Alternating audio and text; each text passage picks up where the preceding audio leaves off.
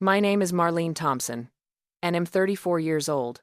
Right now, I'm standing in the middle of my lavender farm at dawn, watching my sister scream inside the barn while hundreds of hornets swarm around her like an angry cloud of justice.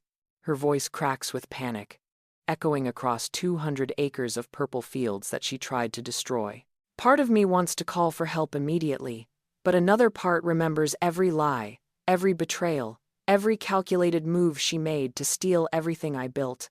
This moment was 3 years in the making, starting the day my sister showed up at my farmhouse door with that fake smile and poison in her heart.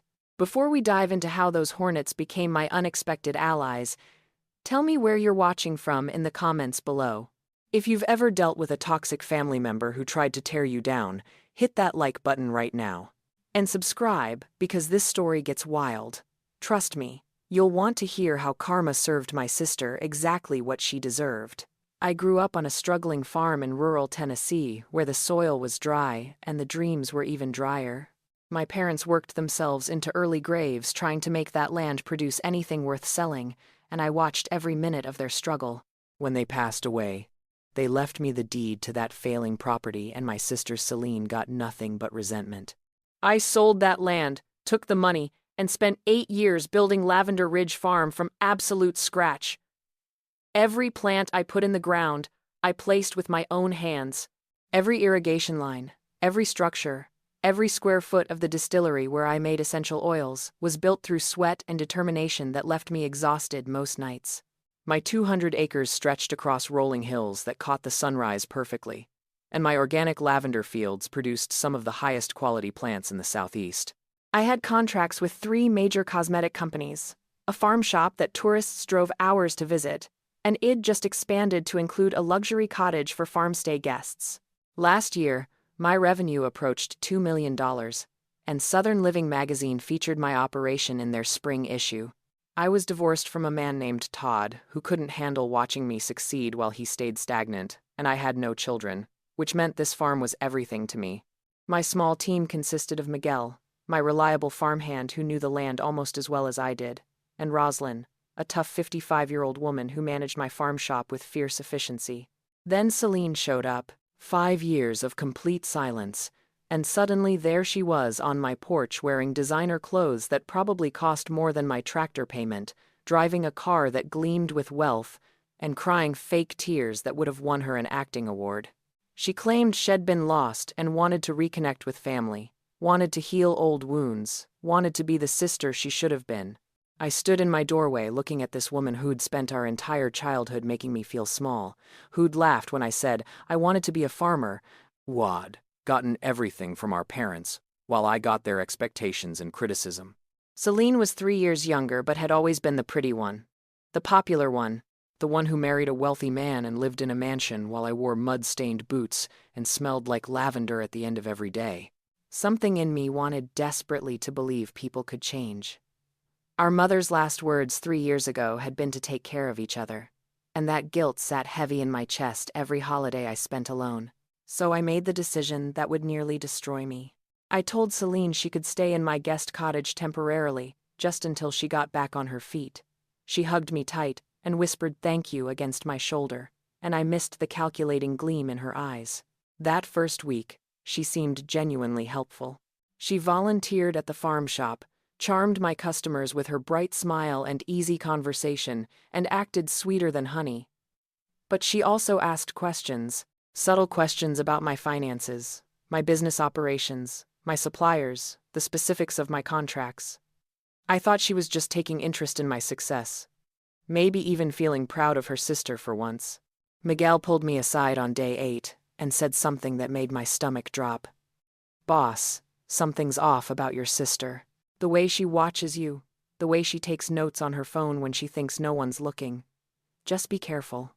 I dismissed his concern because I wanted so badly for this reconciliation to be real, for family to actually mean something besides pain and disappointment. I told myself he was being overprotective, that Celine was just curious, that I was reading malice into innocent behavior. 2 days later, I caught her in my office after midnight, her face illuminated by my computer screen. When I asked what she was doing, she startled like I'd caught her stealing. then quickly claimed she couldn't sleep and was just browsing the internet because her phone had died. The explanation felt thin, but I accepted it because the alternative was too painful to consider. 2 weeks after Celine arrived, my entire world tilted sideways. I was in the distillery testing a new lavender extract blend when my phone started ringing with back-to-back calls from my 3 main essential oil buyers. Within an hour, all 3 contracts that represented approximately $400,000 in annual revenue were canceled.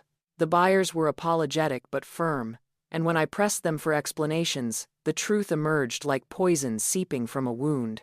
Someone had contacted each of them separately, claiming my products were contaminated with pesticides, and had sent detailed lab reports showing dangerous chemical levels that would violate every organic certification I held. My hands shook as I demanded to see these reports, and when they arrived in my email, I nearly vomited from shock. The documents looked absolutely legitimate, complete with official letterheads from testing facilities, detailed chemical analyses, and signatures from certified lab technicians, except they were completely fabricated. I ran my own emergency tests through my actual certification lab, and everything came back pristine, exactly as it should have been for organic production. But the damage was done. Years of building my reputation, of maintaining perfect quality standards, of earning trust in a competitive market had been destroyed overnight by anonymous lies. I hired a technology consultant to trace the emails, and he discovered they'd been sent from an anonymous account using a proxy server that made them nearly impossible to track. Nearly impossible, but not completely. He found one detail that made my blood run cold. The emails had been sent during a 3-hour window when I'd been at a farmer's market, and only 2 people had access to my office. Rosalind, who'd been running the farm shop with witnesses, and Celine.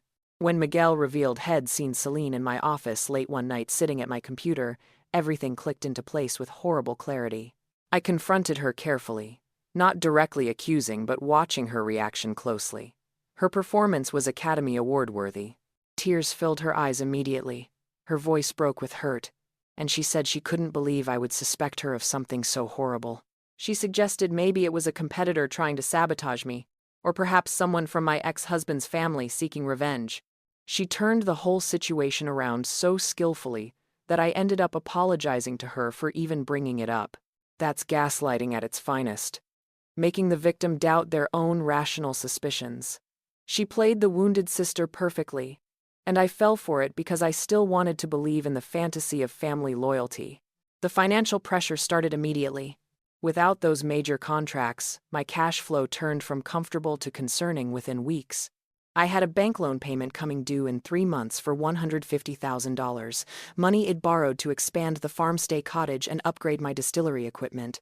That payment had been completely manageable with my contract income, but now it loomed like a guillotine waiting to drop. I started cutting costs everywhere, considering the unthinkable option of laying off Miguel and Rosalind, 2 people who'd been loyal to me through everything. Celine positioned herself as my concerned helper, offering to look over my finances with her business experience and figure out solutions. I gave her even more access to my financial records, supplier lists, and passwords, essentially handing my enemy the keys to my kingdom. Strange things started happening around the farm. Small incidents that individually seemed like accidents but collectively formed a pattern of sabotage. Tools went missing from the barn, only to reappear days later in odd locations I'd already searched. The main gate was left open twice, something I never did because it let deer into the lavender fields. My irrigation system mysteriously shut off overnight, and by the time I discovered it the next morning, 50 mature lavender plants had died from dehydration in the summer heat. Each time something happened, Celine had an alibi or a reasonable explanation. She'd been in town shopping when the gate was opened. She'd been video chatting with a friend when the irrigation failed. She suggested maybe I was overworked and forgetting things, planting seeds of doubt about my own competence. The psychological warfare was insidious, designed to make me question myself while she systematically dismantled everything I'd built. 1 month into Celine's stay, a White County vehicle pulled up my driveway with the seal of the health department emblazoned on its side. A health inspector I'd never met before stepped out carrying a clipboard and a grim expression that made my heart sink. He explained he was there for an unannounced inspection, based on multiple complaints filed against my operation. I stood in complete confusion as he listed accusations that seemed pulled from a nightmare. Unsanitary conditions in my distillery, mislabeled products being sold to consumers, and illegal pesticide use in my supposedly organic fields. It built my entire business reputation on organic certification and quality control that exceeded industry standards. The inspector seemed almost apologetic as he showed me printed photos that allegedly came with the complaints, and when I saw them, my confusion transformed into white-hot rage. The photos were taken inside my distillery. That much was clear from the distinctive copper still and wooden shelving I'd custom built. But they'd been digitally altered to show mold growing on surfaces I scrubbed daily, contamination in containers that were spotlessly clean, and chemical containers labeled with pesticides I'd never used or even stored on my property. Someone with access to my facilities had photographed everything, then manipulated those images using editing software to fabricate violations. The inspector had no choice but to follow protocol, which meant my farm shop had to close immediately for 2 weeks while a full investigation was conducted. 2 weeks in peak tourist season meant losing over $30,000 in revenue I desperately needed. I watched customers being turned away at the gate, saw their confused and disappointed faces, and knew my reputation in the community was being shredded with every person who heard the health department was investigating me. I knew exactly who'd taken those original photos. Celine had been so helpful in the distillery, volunteering to clean and organize while I worked on other tasks, and Id thought nothing of her phone constantly in her hand, taking pictures she claimed were for her social media to show how proud she was of her sister's success. I confronted her directly this time, done with subtle questions and careful accusations. I told her I knew Shed fabricated the health complaints, that Shed sabotaged my business deliberately, and that she needed to tell me why. Her reaction shocked me more than anything that had come before. She didn't deny it. She didn't cry or play victim. Instead, she laughed, a cold sound that held years of bitterness, and told me I couldn't prove anything. Then the truth poured out like poison she'd been holding back. Celine revealed what Id always suspected but tried not to believe. She was consumed by jealousy that had festered since childhood. She said I didn't deserve this success, that I'd always been the dull one, the boring one, the one who smelled like dirt and had no social graces. In her mind, she should have had everything Id built because she was prettier, more charming, more deserving. The real wound that drove her hatred went back to our parents' will. They'd left the family farmland to me, recognizing that I was the only one who cared about farming, while Celine had gotten some money and personal items. She'd been bitter about that decision for years, even though she'd shown zero interest in agriculture her entire life. I'd sold that inherited land to buy my current property, and in her twisted logic, that meant my success was built on something that should have been partly hers. Then came the demand that revealed her true intentions.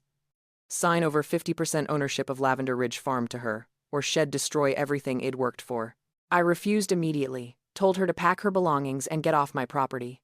Her smile turned vicious as she informed me she knew her rights. Shed established legal tenancy by staying over 30 days, and I couldn't just throw her out. Shed looked up the laws and knew I'd have to go through formal eviction proceedings that would take at least 30 more days. I was trapped by my own kindness, stuck with a venomous snake living on my property while she plotted my destruction. My consultation with a lawyer confirmed Celine was right about the eviction timeline, and I felt defeat settling into my bones. But that's when my allies stepped forward. Roslyn revealed she'd been documenting Celine's suspicious behavior since week 2, taking photos and videos with timestamps of my sister sneaking around at odd hours, going through my office, meeting with strangers at the property gate. Miguel offered to make Celine leave through less legal means, an offer I refused because I wouldn't let her corruption turn me into someone who broke the law. Together, we devised a plan. Document everything meticulously, build an airtight case, and survive until the eviction could be legally enforced. Week 5 arrived with a disaster that nearly broke me completely. I woke before dawn as usual, coffee brewing while I planned my day, and walked out to check the main lavender field like I did every morning. What I found stopped my heart. 10 acres of my most valuable crop had been destroyed overnight, plants shredded and crushed like someone had driven a heavy vehicle through them in deliberate patterns of destruction. The irrigation lines were torn up, metal twisted and broken, Years of careful cultivation were gone, replaced by furrows of destruction that would take 2 growing seasons to recover from. The damage estimate made me physically ill. $200,000 to replace the plants, and lost revenue for the next 2 years because lavender takes time to mature before it produces the quality I needed for essential oil production. I immediately checked the security cameras I'd installed around the property, but the footage was gone. Not just deleted, the entire hard drive had been removed from the recording system. Someone had known exactly where it was located and how to access it without triggering any alerts. Miguel found tire tracks that matched the width of my farm truck, the same truck I kept parked in the barn with keys hanging on a hook anyone could reach. I knew with absolute certainty that Celine had done this, probably with help given the amount of damage done in just a few hours, but I had no proof that would stand up in court. The sheriff came out and took a report, looked at me with sympathy, but said, without evidence, there was nothing he could charge anyone with. He did note that vandalism of this scale suggested someone with intimate knowledge of the property and access to equipment. My financial crisis deepened from serious to catastrophic. The bank loan payment was now completely impossible. I didn't have $150,000, and I had no way to generate it quickly enough. When I called my bank officer to explain the situation and request an extension, her tone shifted from professional to concerned to coldly businesslike. The bank couldn't extend grace to a business that appeared to be failing, especially one currently under investigation by the health department. She informed me that foreclosure proceedings would begin if I missed the payment, and they'd be forced to seize the property to recover their loan. I sat in the middle of my destroyed lavender field and cried for the first time since all this started. 8 years of brutal work, of sacrificing relationships and comfort and easy choices, all crumbling into dust because my own sister hated me enough to orchestrate my complete destruction. Celine's psychological warfare escalated. She paraded around the property smirking, making comments about how farming was apparently harder than I'd thought, suggesting maybe I should consider selling before I lost everything. She started bringing guests to the cottage, hosting loud parties that disturbed the peaceful atmosphere my farmstay customers expected. Several bookings canceled because of noise complaints. She filed counter-complaints with the county, claiming I was harassing her and creating a hostile environment, attempting to build a legal case that would protect her from consequences. Every move she made was calculated to push me toward bankruptcy and surrender. Then Rosalind made a discovery that revealed the full scope of Celine's plan. She'd been tracking my sister's movements and noticed she kept meeting with the same luxury car at the edge of my property. After some careful observation and license plate research, Rosalind identified the man as Gerald Blackwood, a real estate developer known for buying rural properties and converting them into high-end housing developments. Rosalind managed to overhear one of their conversations from a distance, and the pieces fell into horrifying place. Celine wasn't just trying to steal my farm out of jealousy. She had a buyer lined up. Her plan was to force me into bankruptcy, purchase the property through Blackwood at a distressed price using his money, then immediately sell it to him for luxury development. The profit would be massive, potentially over $1 million, and my beautiful lavender farm would become cookie-cutter mansions for wealthy people seeking country views. Understanding the full scope of Celine's betrayal actually helped me. I stopped wallowing in sadness and self-pity and started fighting back strategically. I reached out to my previous essential oil buyers and painstakingly explained the sabotage, providing evidence of the fake lab reports and documentation of my actual certifications. 2 of the 3 agreed to review their decisions. I contacted the agriculture college where I'd studied and connected with a professor who helped me apply for an emergency business grant for farms facing hardship. Most importantly, I stopped trying to understand why my sister hated me so much and accepted that some people are simply poisonous. The determination that built my farm from nothing began flowing back into my veins. I wasn't defeated yet. Week 7 brought the attack that nearly destroyed me permanently. 2 sheriff's vehicles pulled up my driveway at 6 in the morning, followed by unmarked cars carrying drug enforcement officers. I was still in my bathrobe when they knocked on my door with a search warrant, explaining they'd received an anonymous tip about a drug operation being run from my farm. I stood in complete shock as they listed the accusations. Methamphetamine production using farm chemicals as precursors, distribution network using my farmstay guests as cover, and storage of illegal substances in my barn. The whole thing was so absurd I almost laughed, but the grim faces of the officers told me this was deadly serious. They searched every inch of my property while neighbors gathered at their fences to watch, and news trucks arrived because someone had tipped off the media about a dramatic drug bust. The officers found exactly what they were looking for because someone had planted it.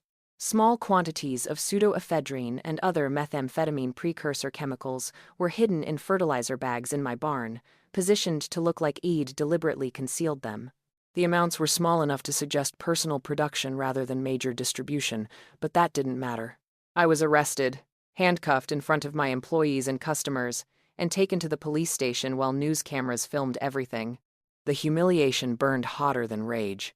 Decades of being a law-abiding citizen, of building a legitimate business, of contributing to my community, all erased by one anonymous phone call and planted evidence. At the police station, I sat in an interrogation room while detectives showed me photos of the drugs found on my property and transcripts of the anonymous tip. The tipster claimed to be a concerned employee who discovered the operation and feared for their safety. The details were specific enough to seem credible. Descriptions of my barn layout, knowledge of my financial troubles, even accurate information about my distillery equipment that could theoretically be repurposed for drug production. I recognized Celine's handiwork in every detail. When my lawyer arrived, a man named Richard Brennan, who I'd hired specifically for this nightmare situation, he immediately demanded they investigate my sister as the source of both the tip and the planted evidence.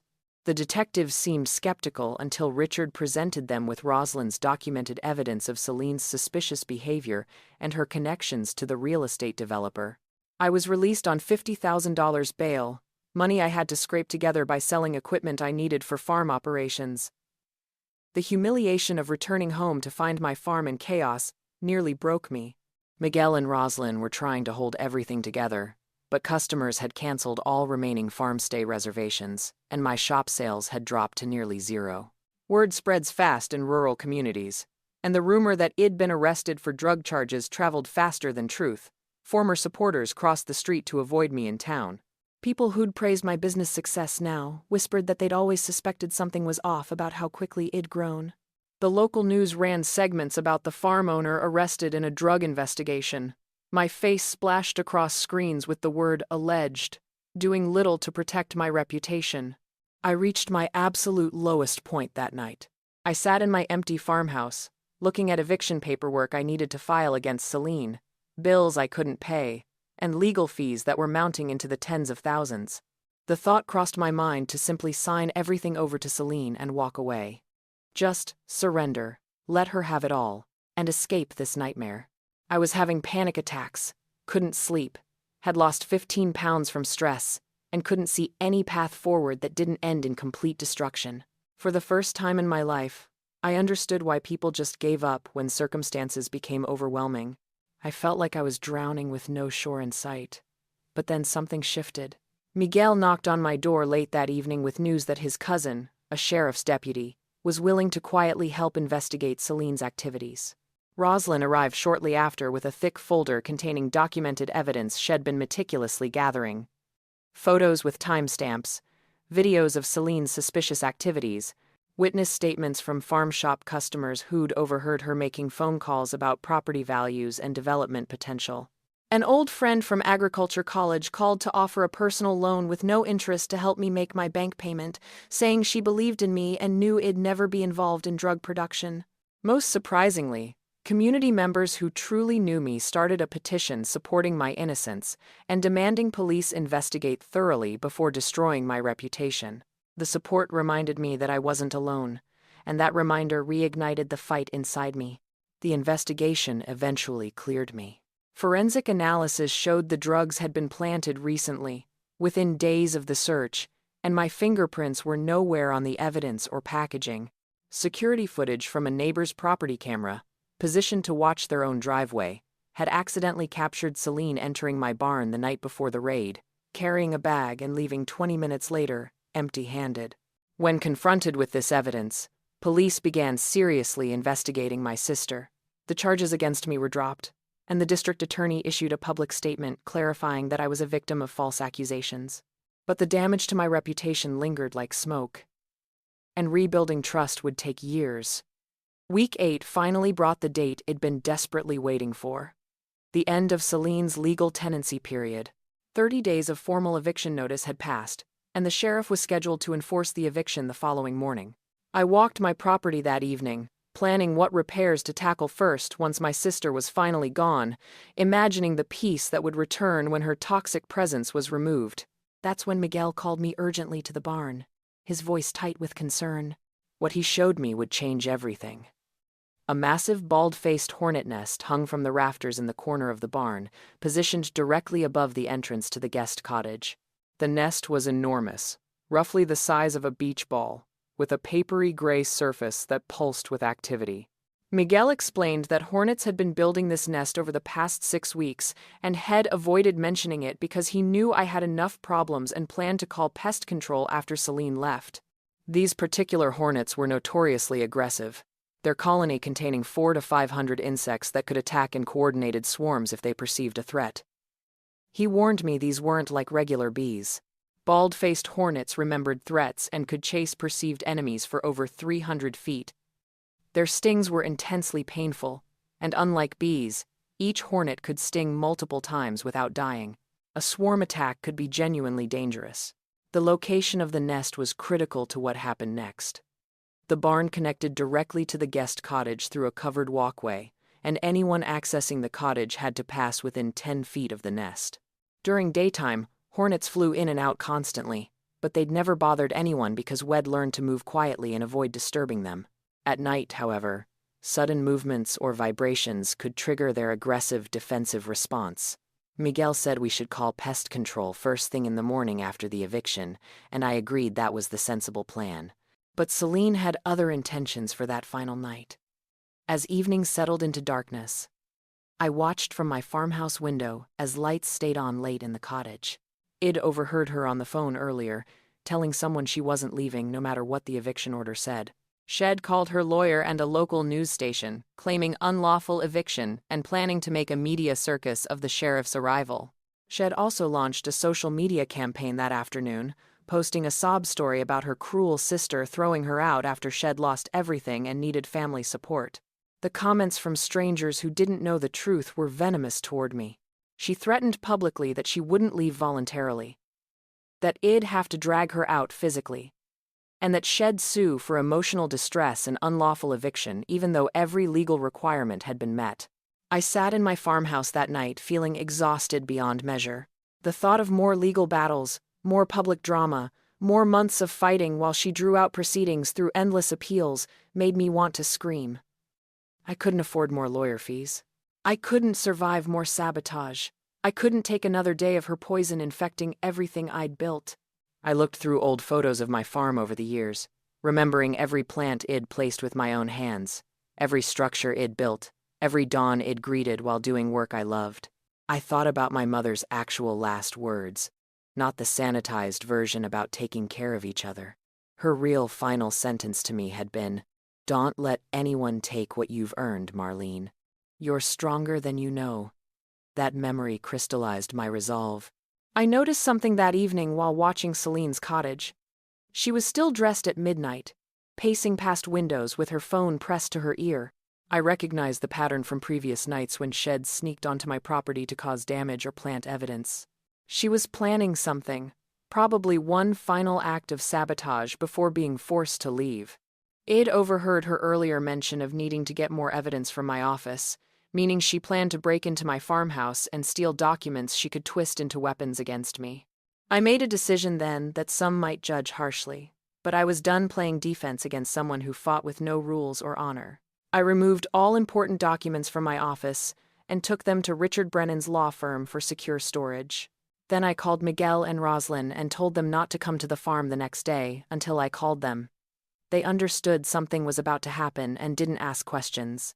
I didn't warn Celine about the hornet nest, didn't mention that accessing the barn at night was dangerous. I didn't tell her the path Shed need to take to break into my farmhouse, pass directly beneath hundreds of aggressive insects. I wasn't actively harming my sister. I was simply allowing natural consequences to play out. Sometimes karma needs just a little patience and the wisdom to step back and let nature take its course. At 2 in the morning, I heard the guest cottage door open. I'd been sitting in my darkened bedroom, waiting, knowing Celine's pattern. I watched from my window as she emerged wearing dark clothes, carrying a flashlight and a bag that probably contained lock-picking tools or other break-in equipment. She moved confidently across the property toward the barn, her flashlight beam cutting through the darkness. She thought she had one final night to sabotage me, to gather ammunition for legal battles, to cause maximum damage before being forced off my property. She had no idea she was walking into nature's courtroom where judgment would be swift and painful. The barn door creaked as she pushed it open, and I watched her flashlight beam sweep across the interior. That light hit the hornet nest, and even from a distance, I could see the surface of the nest pulse with sudden activity. Hornets that had been dormant erupted outward in an angry cloud, their buzzing audible even through my closed window. Celine's scream split the night air, a sound of pure terror that echoed across 200 acres. She stumbled backward, swatting at the air as hornets swarmed around her head, their aggressive defensive response triggered by the sudden light and vibration. She tried to run toward the cottage, but the hornets followed like a vengeful storm. The insects chased her across the yard, stinging repeatedly as she screamed and flailed. She reached the cottage door and fumbled desperately with her keys, hands shaking as hornets landed on her neck, arms, face. She finally got the door open and stumbled inside, slamming it behind her, but several hornets had followed her in. I could hear crashing sounds and more screams as she tried to kill the insects trapped inside with her. Glass shattered as she broke windows in her panic, trying to escape the remaining hornets while also letting more inside through the broken panes. The sounds of chaos continued for over 20 minutes while I sat calmly at my window, watching karma deliver justice more thorough than any court system could provide. I waited a full 20 minutes before calling 911, my voice calm and measured as I reported that my sister had been stung by hornets. I didn't rush. I didn't panic. I simply stated facts. She was in the guest cottage, she'd been attacked by a hornet nest in the barn, and she needed medical attention.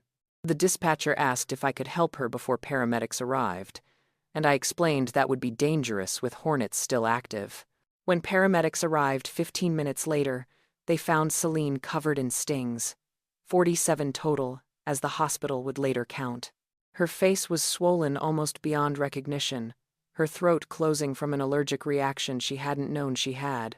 She was hysterical, barely coherent, covered in welts that looked like angry red coins all over her skin. The paramedics had to call for police backup because Celine had dropped her bag in the barn during her panicked flight, and they'd found its contents suspicious.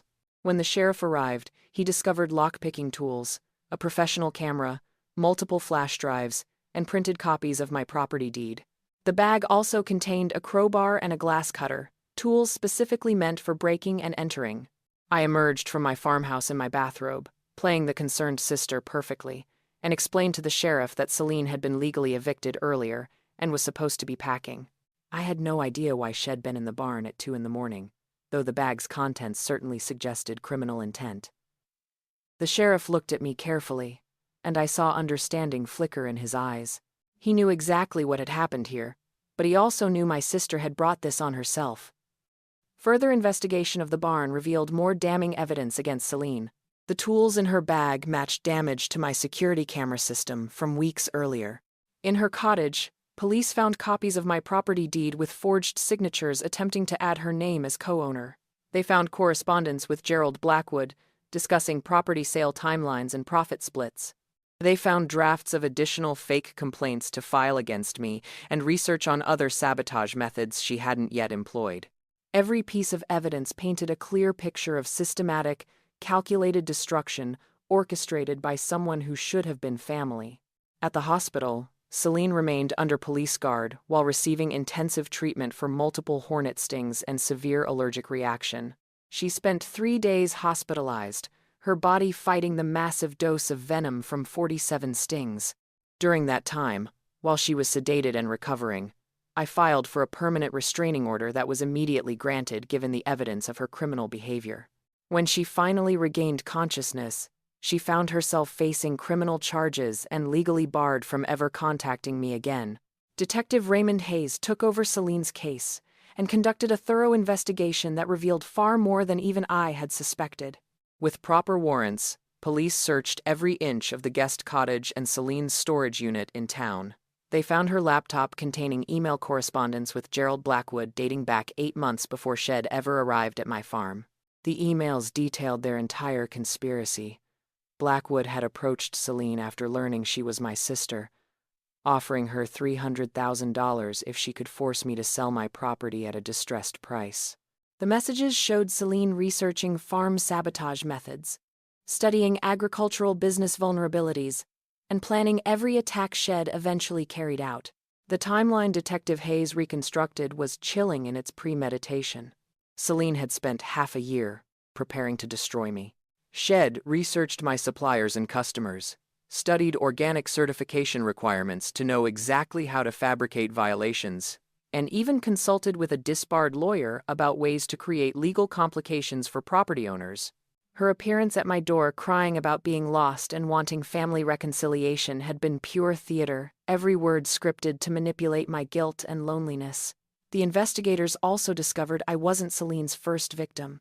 Shed orchestrated similar schemes against 2 previous business partners, though those cases had been settled quietly with non-disclosure agreements. Her pattern was consistent: identify someone with assets, gain their trust, sabotage their business, and profit from their misfortune. The revelation of Celine's true financial situation explained much of her motivation. Her wealthy marriage had ended in an ugly divorce 3 years ago, where Shed lost everything through her own infidelity and financial misconduct.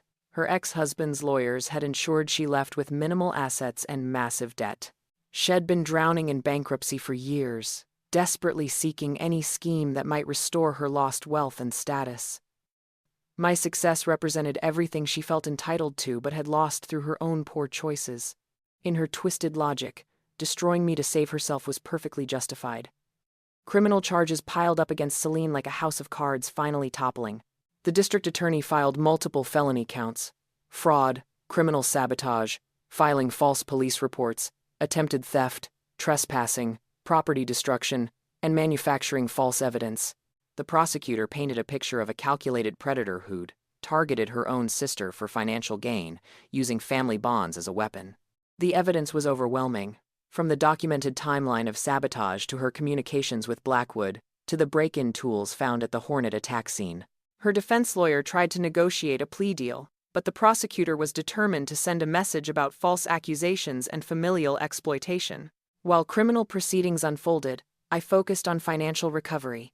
The insurance company that had initially denied my claims for the destroyed lavender field and other damages reversed their decision after reviewing evidence that proved deliberate sabotage by Celine. They issued a payment of $180,000, covering plant replacement, equipment repair, and a portion of lost revenue. Armed with proof of criminal sabotage, I returned to my bank and negotiated a payment extension and restructured loan with significantly better terms.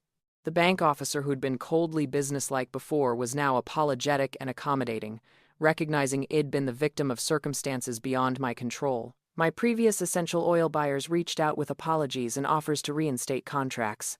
2 of the 3 immediately restarted orders, and the 3rd agreed to a trial period to rebuild trust. They'd done their own investigation after I provided evidence of the fabricated lab reports, and realized they'd been manipulated into abandoning a reliable supplier. Several even expressed interest in increasing their orders, impressed by how I'd fought through adversity. The publicity around Celine's arrest, while initially damaging, eventually worked in my favor as people learned the full story of her systematic sabotage and my resilience in surviving it. I filed a massive civil lawsuit against Celine seeking $850,000 in damages, covering lost revenue, property destruction, legal fees, emotional distress, and punitive damages. My lawyer explained we'd likely never collect since Celine had no assets and was declaring bankruptcy, but the judgment would follow her for life. Any money she ever earned would be garnished with my claim taking priority. More importantly, the civil case put on public record exactly what Shed done, creating a permanent legal documentation of her malicious actions. The community response exceeded anything I could have imagined. The local newspaper ran a comprehensive story titled "Sister's Sabotage Scheme Foiled by Hornets" that went viral on social media. The narrative of natural karma striking down a villain resonated with people across the country. My farm became known as the Hornet Karma Farm, and surprisingly, that publicity translated into business. People wanted to visit the place where instant justice had been served. Farm stay bookings poured in from people wanting to hear the story firsthand and support a business owner who survived such betrayal. My essential oil sales increased as customers specifically sought out my products to support someone who'd refused to surrender to toxicity. The criminal trial happened 4 months after the Hornet attack. I attended every day, sitting in the courtroom as prosecutors laid out the complete timeline of Celine's crimes. Witnesses testified about her manipulations, experts explained the fake lab reports and doctored photos, and Miguel and Rosalind described watching her suspicious activities. Gerald Blackwood was charged as a co-conspirator and quickly accepted a plea deal in exchange for testimony against Celine. He described their entire arrangement on the witness stand, eliminating any doubt about her guilt or motivations. Celine's defense was weak, arguing she'd acted from desperation and mental health struggles, but the jury saw through attempts to excuse calculated cruelty. The verdict came back guilty on all counts. At sentencing, the judge was unsparing in his assessment. He called Celine's actions a betrayal of fundamental family bonds and said her exploitation of her sister's kindness represented a particularly cruel form of predation. He sentenced her to 2 years in prison on multiple counts, to be served consecutively, followed by 5 years of probation with strict conditions. He also granted my request for a permanent restraining order preventing any contact forever. As the bailiffs led Celine away, she looked at me across the courtroom with an expression mixing rage and defeat. She tried to speak, to offer some final manipulation disguised as apology, but I simply turned away. She no longer deserved even my acknowledgement. 3 months after Celine's sentencing, I stood in my restored lavender fields, watching the morning sun paint the world purple and gold. The farm had not just recovered, it had transformed into something stronger. New lavender plants were thriving in carefully tended rows, their young stems reaching toward the sky with determination that mirrored my own journey. The destroyed sections had been replanted with premium varieties that would produce even higher quality essential oil in future harvests. My distillery hummed with activity, processing lavender from fields that survived and filling orders that exceeded my previous peak season. The farm shop bustled with customers drawn by both the quality of my products and the story of resilience they represented. Business had exploded beyond my projections. The viral attention from Celine's trial brought international recognition to Lavender Ridge Farm. It signed contracts with 4 new major buyers, expanding beyond cosmetic companies into aromatherapy product lines and luxury candle makers. Revenue was on track to exceed $3 million this year, 50% higher than before Celine's attack. It hired 2 additional staff members to handle increased production and promoted Miguel to farm manager with a substantial raise and profit-sharing arrangement. Rosalind now oversaw an expanded farm shop that included online sales shipping nationwide. The business that Celine tried to destroy had emerged stronger because Id refused to let her poison spread into the soil Id cultivated for 8 years. I made an unconventional decision about the hornet nest that had been removed by professional exterminators after Celine's attack. I had it preserved and mounted in my office, a strange decoration that never failed to spark conversation. That papery gray sphere served as a daily reminder that sometimes justice comes from unexpected places and that nature has its own way of balancing scales. It also reminded me that protecting what Id built wasn't cruel or vengeful, it was necessary survival. The nest became a symbol of the farm's story, and I eventually created a signature product line called Karma Honey, using honey from my bee colonies. The irony wasn't lost on customers, and it became my best-selling item. The farm tours I offered now included the barn where the hornets saved the farm, as I'd come to think of that night. Visitors loved hearing the story of instant karma, and I told it honestly without embellishment. I didn't pretend to be a passive victim who had nothing to do with the outcome. I acknowledged that I'd known about the nest and chosen not to warn Celine, that I'd let natural consequences play out instead of protecting someone who'd been trying to destroy me. Some people judged that decision harshly, claiming I should have been the bigger person, but most understood that protecting yourself isn't cruelty, and that constantly shielding someone from consequences of their own terrible choices enables those behaviors to continue and harm others. My personal healing journey required professional help. I found a therapist who specialized in family trauma and betrayal, and through our sessions, I processed layers of pain that went far deeper than Celine's recent attack. We explored childhood dynamics where I'd always been compared unfavorably to my prettier, more charming sister. We examined parental favoritism and how it had shaped both of our responses to success and failure. I came to understand that Celine's jealousy started when she was very young, watching our parents praise her beauty while valuing my work ethic, creating a situation where neither of us felt fully seen. That understanding didn't excuse her actions, but it provided context that helped me release the personal wound of wondering why my own sister hated me so much. Forgiveness became a complex topic I wrestled with for months. My therapist never pushed me toward forgiving Celine, recognizing that forgiveness isn't always appropriate or necessary for healing. What mattered was releasing the hold that Celine's betrayal had on my emotional well-being. I reached a place where I could acknowledge what happened without letting it define me or consume my thoughts. I didn't forgive what she did. Those actions were unforgivable in my assessment. But I forgave myself for trusting family, for wanting connection badly enough to ignore red flags, and for the small moments where I'd doubted my own judgment. That self-forgiveness proved more healing than anything involving Celine ever could. Unexpected beauty emerged from the ruins of family destruction. Daniel Morrison, the friend from agriculture college who'd offered me a loan during my darkest days, became a regular presence on my farm. He taught sustainable agriculture at a university 3 hours away but started visiting on weekends, initially to check on my recovery but eventually because we both wanted the connection. Our relationship developed slowly, built on mutual respect and genuine appreciation rather than desperate need. Daniel wasn't threatened by my success or uncomfortable with my strength. He celebrated both, which was revolutionary after a marriage to a man who'd needed me to be less so he could feel like more. By autumn, Daniel was spending most weekends at the farm, and we'd started talking about potential collaboration between my operation and his university research programs. My friendships with Miguel and Roslyn had deepened into something that felt like chosen family.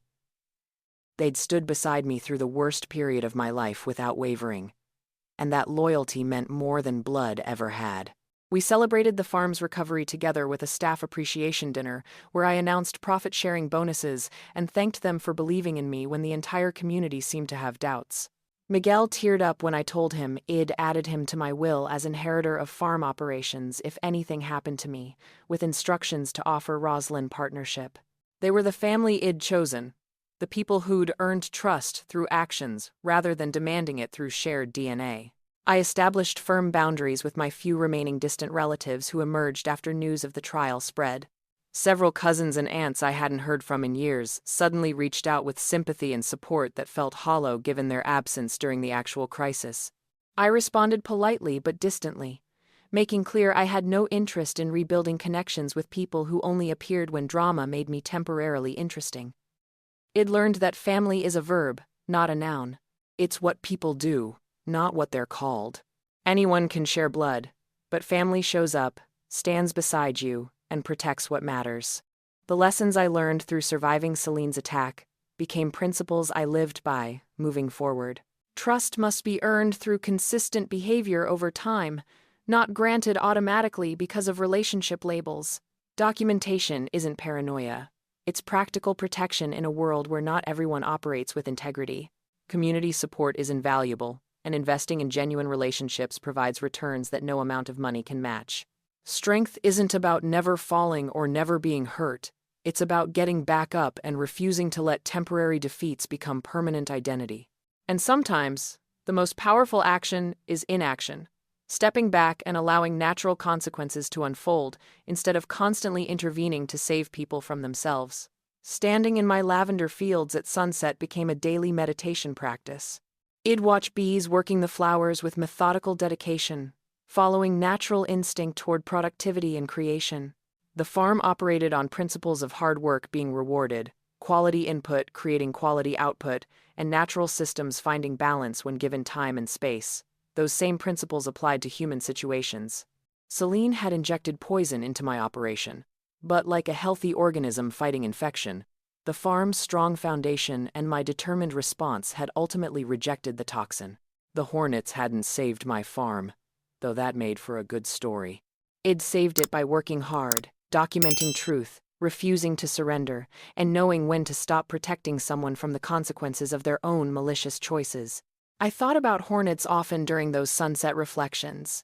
Those insects weren't heroes or agents of cosmic justice. They were creatures protecting their territory from perceived threats, following instinct that had kept their species alive for millions of years. Celine had entered their space with aggressive energy and sudden disturbance, and they'd responded exactly as their nature dictated. I hadn't put that nest there. I'd discovered it already built. I hadn't made Celine sneak through the barn at 2 a.m. carrying burglary tools. I'd simply stopped trying to save her from the outcomes of her own terrible decisions. There's profound difference between causing harm and allowing someone to experience natural results of their harmful actions. The sign at my farm entrance received an update that subtle. Lavender Ridge Farm. Established 2016. Rebuilt 2024. That single word rebuilt told everyone who read it that this place had survived something significant. I didn't advertise the drama or use Celine's story as my primary marketing angle, but I didn't hide from it either. What happened was part of my farm's history now. A chapter of destruction followed by determined renewal. Some visitors never learned the full story. They simply enjoyed beautiful lavender fields and high-quality products. Others heard the tale and connected with the message of surviving betrayal and refusing victimhood. Both types of visitors were welcome, and both contributed to the farm's success. Walking toward my farmhouse one evening where Daniel waited with dinner head prepared, I felt something I hadn't experienced in years. Peace. Not the absence of problems, because running a farm meant constant challenges and obstacles. But peace in knowing I could handle whatever came, that it'd been tested by fire and emerged stronger, that the foundation it built was solid enough to weather storms. My life wasn't perfect. Perfection is an illusion that causes more harm than good. But my life was mine, authentically earned and fiercely protected, and that was enough. I paused at the barn entrance where the hornet nest had hung and whispered to the empty space. Thank you for the timing. Thank you for being aggressive defenders of your territory. Thank you for teaching me that sometimes the best protection comes from unexpected places. But mostly, thank you to myself for not giving up when surrender would have been easier. The hornets were a tool karma used that night, but the real power had always been in my refusal to let toxic people steal what I'd rightfully built. My final thought as I walked into warmth and companionship was simple.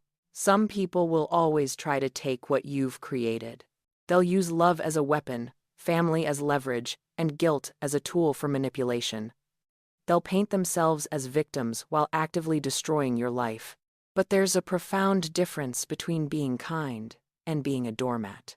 I'd learned to protect myself without apology, to document truth without paranoia, and to allow consequences without guilt.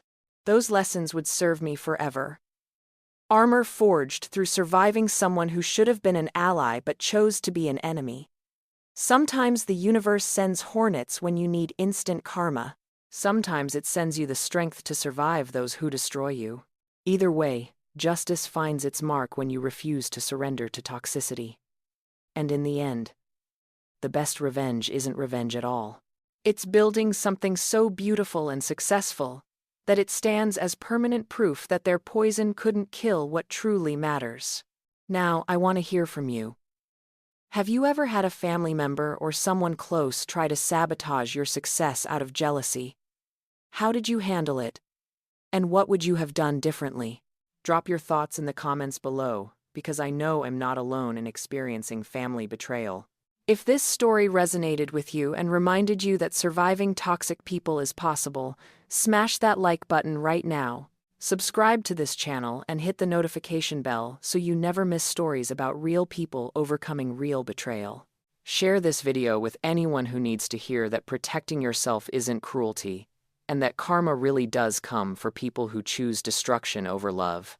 Thank you for listening to my story, for supporting small business owners who refuse to quit, and for understanding that sometimes hornets are exactly what toxic people deserve. I hope your own fields, whatever they may be, grow strong and beautiful, protected from those who'd tear them down.